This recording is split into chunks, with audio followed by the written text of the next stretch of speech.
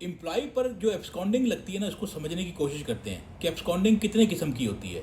Some time आपकी company आप पर एब्सकॉन्डिंग लगाती है तो उसमें बहुत हद तक मिस्टेक आप लोगों की भी होती है। वो कैसे कि एक सिचुएशन समझते हैं कि फॉर एग्जांपल एक एम्प्लॉय एक कंपनी में जॉब कर रहा था और उसकी कंपनी ने उसका वीज़ा कैंसिल कर दिया। अब उस एम्प्लॉय के पास ग्रेस पीरियड है। वो ग्रेस पीरियड जो है वो इसलिए आपको मिला है कि या तो आप उस ग्रेस पीरियड के अंदर अंदर दूसरी जॉब ढूंढकर अपना वीज़ा लगवा लो, अपने आप को लीगल कर लो, या फिर कंट्री से आउट चले जाओ। लेकिन बहुत सारे एम्प्लॉयज़ जो है ना कैंसल स्टेटस के ऊपर ओवर स्टे हो जाते हैं। अब जब वो ओवर स्टे हो जाते हैं तो जो उनकी प्रीवियस कंपनी है उनके पास ये राइट चला जाता है कि वो इमिग्रेशन के अंदर आपके ऊपर एब्सकॉन्डिंग रिपोर्ट कर सकते हैं। और अगर कंपनी इमिग्रेशन में एब्सकॉन्डिंग रिपोर्ट कर दे तो वो एब्सकॉन्डिंग रिमूव करवाना सबसे ज़्यादा मुश्किल काम है।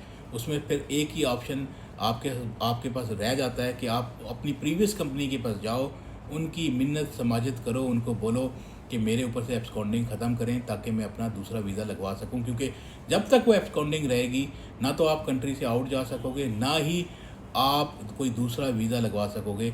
या फिर अगर आपको कंट्री से आउट जाना पड़ेगा तो फिर आपको आउट पास बनाकर जाना पड़ेगा। तो आपने ये गलती नहीं करनी। ग्रेस पीरियड के बाद आपने अपने आप को ओवर स्टे नहीं करना है। या तो आप अपने आप को विजिट वीज़ा पे कन्वर्ट करो, या कंट्री से आउट जाओ, या फिर दूसरी जॉब ढूंढकर उसमें नया एम्प्लॉयमेंट वीज़ा लगाओ और अपने आप को लीगल करो। और कुछ केसेस के अंदर एब्सकॉन्डिंग जो है सिर्फ मिनिस्ट्री ऑफ लेबर मोरे से लगती है।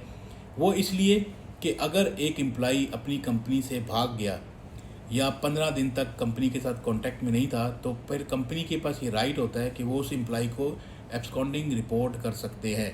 तो आप अपनी कंपनी के साथ टच में रहें, व्हाट्सएप के थ्रू, ईमेल के थ्रू कंपनी में जाएं, आप कंपनी में हाज़िरी लगाएं ताकि कंपनी आपको एब्सकॉन्डिंग रिपोर्ट ना कर सके। और अगर उन्होंने फेक एब्सकॉन्डिंग रिपोर्ट कर भी दी तो आपके पास इनफ एविडेंस होंगे उस एब्सकॉन्डिंग को रिमूव करने के लिए। तो आपने ये गलतियां नहीं करनी है। एब्सकॉन्डिंग जो है कुछ कंपनीज जानबूझ के भी एम्प्लॉय पर लगाती हैं, फेक एब्सकॉन्डिंग भी लगाती हैं।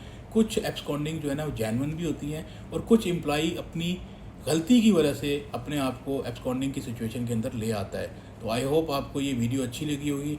Thank you very much.